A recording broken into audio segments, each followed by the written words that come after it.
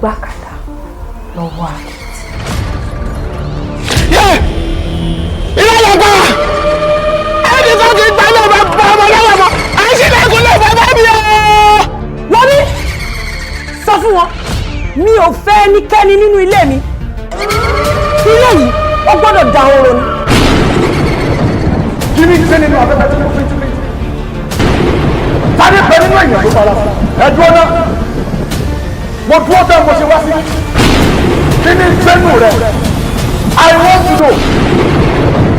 ṣé ẹ̀rà lẹ́yìn ni abẹ́ẹ̀kọ́ ṣé tí wọ́n ti sẹ́ta gbomi yàgò kíchìn mi kò disappoint me. You understand though. What is it with this work law? Kí ló ṣẹlẹ̀? Ọbẹ̀ gé ọmọ lọ́wọ́. Ọmọ wa mú ọbẹ̀ ojú ọbẹ̀ náà. Ọbẹ̀ ti ṣe kó tó fẹ́ ṣe of course. Solution olówó important báyìí. Ẹ jọ̀ọ́ mami, kí ni Bọ́lájí ṣe fún yín gangan náà? Kí ló rà ń gbà yín? Kí ni mo gbé kalẹ̀ tí mo ta?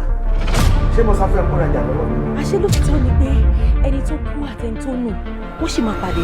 Ara yín kò tọrọ. Bára mi bá kò tọrọ fi mí lẹ̀. Ẹni tó tọmọ náà ló lọmọ. So go upstairs now and start cleaning things. Èmi àkọ́kọ́ mi fẹ́ mi.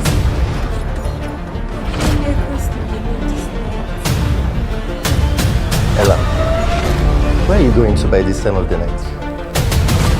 Mami, ó normal kọ́mọdé máa hallucinate. Ella! Ọmọ mi! Yeah! Ella!